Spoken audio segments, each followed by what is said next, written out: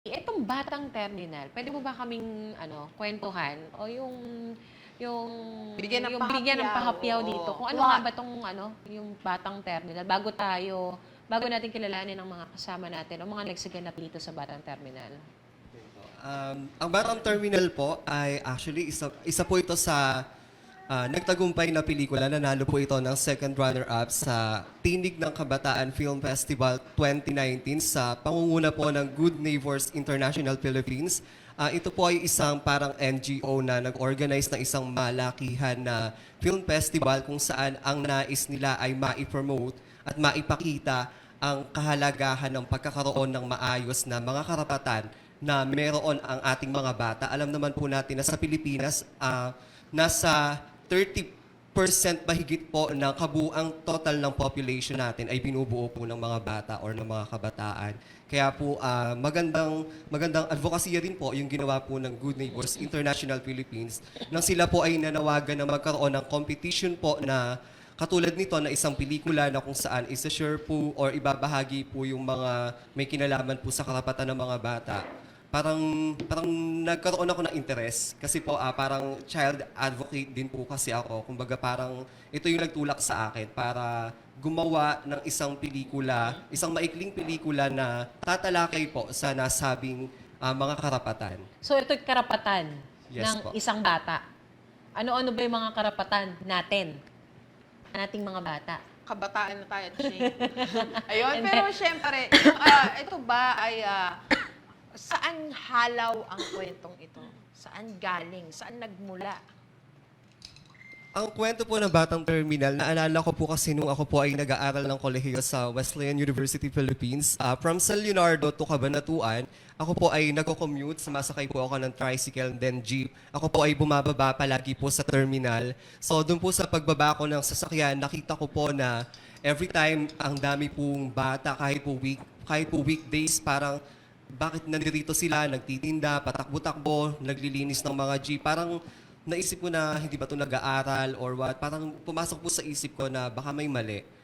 Ang inisip ko po nun, parang syempre po bilang isang estudyante noon na nag-aaral, meron tayong presidential decree, yung number 603 na may kinalaman po sa child and youth welfare. Parang naisip ko na mayroong something na mali na nakikita doon sa mga murang isipan ng mga bata tapos ganoon po yung ginagawa nila. Instead na ng mga oras po na iyon ay nasa paaralan po dapat sila. Dapat nag-aaral sila. Yes. Kung nanawagan po ang Good Neighbors International Philippines para po sa competition na ito, parang kinuha ko po agad yung notebook ko. Tapos parang ano lang po yun parang scratch notebook. Then meron po kasi kaming ongoing talent workshop kung saan naka-enroll nga po itong mga naging cast o yung mga bida o yung mga karakter na nagsigana po sa Batang Terminal. Then, ang plano po talaga namin is to create a film na parang mainstream po ang dating lang, parang may simpleng story. Pero, na-realize ko na bakit hindi ito yung maging advocacy or parang maging bagay na kakatawan since mga bata po sila at mga bata po yung topic. So, nag-isip po ako ng story and then after that, may limited time po kasi siya na 10 minutes lang yung dapat na maging film. Kumbaga parang sa loob ng 10 minuto, ano ang maipapasok mo na magandang konsepto na may kinalaman sa child rights. So parang nung naisip ko po yun, then hinati-hati po yung sequences. Lahat din naka-isang draft po sa paggawa po ng script, yung dialogues, yung pong research na ginawa para po mas credible yung mga line, ano po ito bubuin. Then gumawa po kami ng letter sa location. Actually, hindi po kami pinayagan. Kaya po naiba po yung story. Pero at the end, parang hinanap na lang namin ano yung maganda. Dahil parang hindi kami pinayagan sa lugar na ito, humanap po kami ng alternative kung saan po pwede naming bigyan pa rin ng justice na sila ay nasa terminal. Inallowed po kami, pero sa labas lang po ng Cabanatuan City Terminal. So, binuo pa rin namin doon and thankful kami kasi may nakilala po kaming isang pamilya na nag-provide na sa amin ng bahay, yung pong parang location na naging makatotohanan po, yung production design ng mismong film. Hanggang sa, nung editing po, nung pinipreview ko na siya, tapos umabot po siya actually ng mga nasa 25 minutes. Parang sobra po siya ng 15 minutes dun po sa running time na required nila na 10 minutes. So, napakahirap po kung paano ihimayin yun. Pinagpuyatan ko na lang ulit sa editing. Then, hinabol po sa deadline. And After po nun, akala ko po, ang habol lang po namin is parang maging official entry lang kasi po ang dami pong sumasali. Parang nanawagan po sila internationally kasi po yung sponsor is an international organization. So nung naisip ko po na nakapasok siya as finalist, hindi pa po doon natapos eh. Parang ang dami po nilang series of interviews. Parang kino-confirm nila na ikaw ba talaga yung gumawa nito, paano nyo binuo, ano yung konsepto nito, tapos ano po yung gagawin ninyo right after na ma-air yung film. So, nung lahat po ng process na yun, tapos ni-required nila kami na parang i-re-edit, tapos mas dagdagan pa ng kung ano yung po pwede nilang, na po pwede pa namin idagdag. So, kinomply po namin yun. And then, yun nga po, na hanggang sa, naimbitahan na po kami bilang isa sa official finalist na ipinalabas po nila sa ABS-CBN Vertistent noong November 17, kasama ng humigit kumulang 1,000 participants po sa bilang pagdiriwang na din ng National Children's Month noong November po. So, yun po yung pinagdaanan so far para po sa akin. So, 67 films na entry. Oo, Amber. tsaka pag gano'n nakaramihan yung mga sumasali, syempre, iniisip mo, oy, at least comply. Pero yung makuha mo, maka-place ka doon, ibig sabihin talaga, the quality of the film at yung pagkaka-portray at pagkaka-deliver ng message, it went through. Kasi nakakuha ng award. So, bilang syempre kayo yung behind the camera, sabi nga nila, ano yung feeling na, eto na, finalist tayo? For me po, as Mascom grad po na parang nagkaroon na po na experience while working po Ang layo di ba? Actually po, while working po sa ABS-CBN before as an entertainment programs catalog writer and sa GMA po with News and Public Affairs Department, parang yung mga boss ko po kasi doon, parang sila din yung gumagawa ng mga docu, yung po mga international award-winning documentary programs po ng isang TV station po na yon. Parang na-inspire ako na ay, kaya din namin to at ang ganda ng advocacy kasi totoo po siya. Documentary film na parang ipinapakita natin kung ano yung mga meron sa lipunan natin na kailangan pong bigyan ng atensyon. At yung maganda pong panawagan ng International Film Festival po na Tinig ng Kabataan, ang nakita ko po doon yung pagkakaroon ng yung marginalized Filipino children na meron po dito sa bansa. At least sa part po ng Batang Terminal, sa area po na yung pong nakikita po ninyo sa inyong mga TV screen, parang kahit sa maliit na bahagi na ito, maipakita namin kung yung simpleng mensahe na kailangan pahalagahan po natin yung four main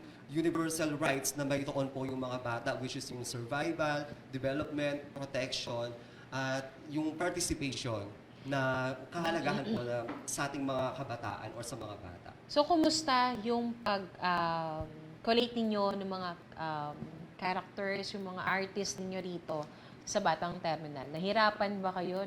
Actually po, nung binubuo ko yung script, parang ano po kasi yun since isa rin po ako sa one of the acting coaches po nila, nakita ko po na yung base po sa performance nila, sino yung parang akma doon sa character na hinahanap and paano i-distribute yung kanilang mga character o yung mga roles base po sa kanilang capacity in terms of memorization ng script. Kasi may challenge po yan eh. Actually po, as a talent coordinator din na nagdadala ng mga talent sa television shows. Hirap kayo magbasa ng... mag-memorize. Mag-memorize. Alam mo yan, Shane Tolentino.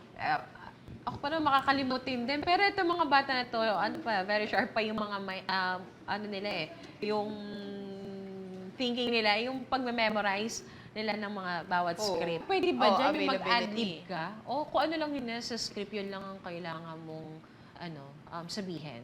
For us po, inallowed po namin na mag-ad-lib. Basta po yung message po na ay hindi po totally Lalayo. mababago. Niremind ko po sila na sinabi ko sa inyo na as aspiring artists na nag-workshop, ang mga rule kasi namin sa mga TV shows, kailangan in 5 minutes makabisado mo agad yung isang simpleng script o lines. So parang sinasabi namin yun sa kanila na dapat i-pursue talaga ninyo na magaling kayo sa memorization and then yung internalization para yung acting ay mabigyan justice po yung karakter na binibigyang buhay. Kalimutan po muna nila na sila ay gwapong bata na anak mayama dahil ang karakter na bibigyan mo dito ay isang batang terminal o isang bata na dumaan sa mga ganung matinding pagsubok. So yun meron kaming term na ginagamit yung tawag doon, yung paglalagay ng sarili. dun sa karakter. So, yun po yung isa sa mga challenges po na hinarap po namin. Plus, yung camera pong ginamit namin, ayan, sa tulong po ng aming official photographer, si Sir Mar Del Rosario, isang camera lang po yung ginamit namin for Batang Terminal. Kaya po, lahat ng angles medyo inuulit At lang po namin. ilang beses yung inulit yun. Yes po. Dapat, kung ano yung pag-ulit ng, kung ano yung sinabi nyo, dapat yun din, di ba? Yung expression nyo, Yes, yung galaw, oo. oo. Kailangan Hirap nun. sync. Yes po. Tapos, Hirap nun.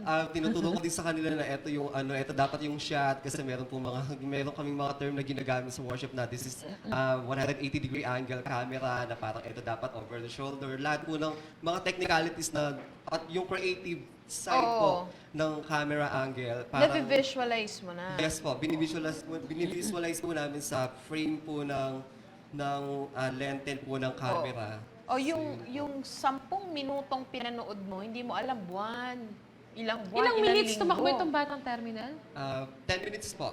10 minutes siya. Yes po. Tapos pinarevise po siya ng organizers, naging nasa 11 or 12 po. Dinagdagan po ng prologue.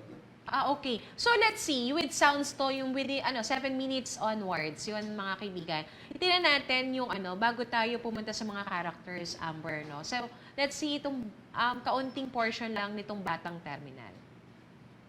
Pasensya na po hindi naman po yata maganda na imulat natin yung bata sa mali. Napaka-importante po na matuto sila. Ang gusto ko lang naman po makapag-aral sila at magkaroon ng magandang kinabukasan. Alam mo ikaw, huwag mong pinamumukha sa amin kung sino kami Bakit sino ka ba? Di ba dating Batang Terminal ka lang din? May narating ka ba? Ha?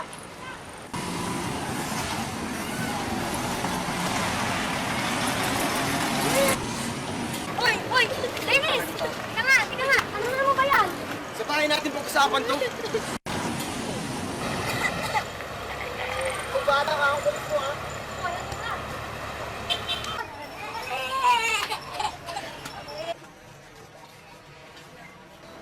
Ano naman ba to, Dennis? Ang dami na nating problema, Naku, kung ano ba makipag-away? Kasalanan ko na naman. Yung anak mo pagsabihan mo, salit na tumutulong sa atin yan, Nandun nagpapaloko. Oo na! Dennis, hindi tayo nakapag-aral. Naging padalos-dalos tayo. Pero bumawi naman tayo sa kinabukasan ng anak natin. Sabi, sinasabi pa bang wala akong kwentang ama?